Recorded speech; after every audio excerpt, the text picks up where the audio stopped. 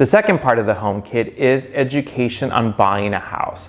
So now you've got the loan and everything taken care of, you're ready to go out and looking for homes.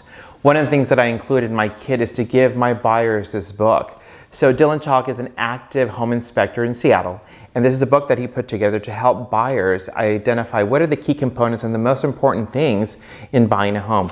So with this book, I've also put together this cheat sheet that helps you identify or quickly make references to sections in the book.